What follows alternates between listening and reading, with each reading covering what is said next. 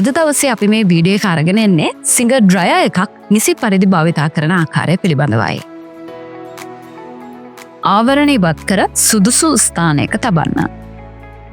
පිටුපස එයා outlet hose සවි කළ යුතු අතර ඒ සඳහා පිටුපස ඉඩ ප්‍රමාණයක් තිබිය යුතුය.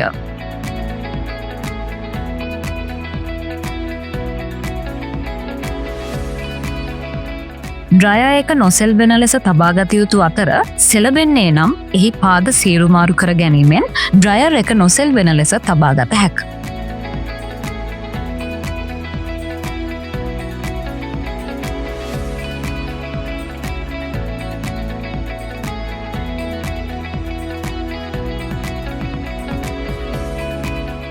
යන්ත්‍රයේ සඳහන් විදුලි ධාරාවට අනුව විදුලි සැපයුම ලබා දිය යුතු අතර ඒ සඳහා සම්මත විදුලි පේනුවකින් පමණක් විදුලි සැපයුම ලබා ගන්න.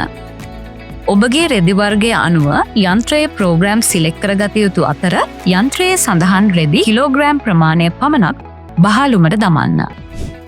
තෙල් වැනි දෑ දැවටුන ඇඳුම් බහලුම තුලට දැමීමෙන් වළකින්න. මෙම රෙදි වියලන යන්ත්‍රය ගෘහස්ත භාවිතයන් සඳහා පමණක් භාවිතා කරන්න. ප්‍රෝග්‍රෑම් එක සිලෙක්ට් කර ඔබට අවශ්‍ය ඔප්ෂන් එක තෝරාගත යුතුය.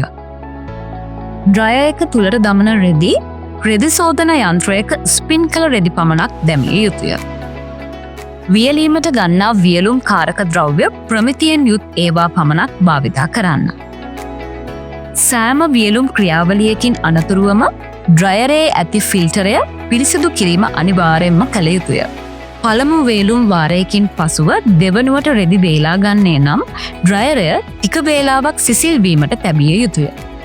රෙදි වියලීම අවසන් කළ පසු රෙදි ඉන් ඉවත් කර මද වේලාවක් යන්ත්‍රයේ දොර විවෘතව තබා තියන්න. මෙම උපදෙස් පිළිපැදීමෙන් ඔබගේ ආරක්ෂාවත් යන්ත්‍රයේ ආරක්ෂාවත් කාර්යක්ෂමතාවය සහ කල් පැවැත්ම වැඩි කරගත හැක. එනම් තවත් මේ වගේ වීඩියෝ එකකින් නැවත හමුවෙමු.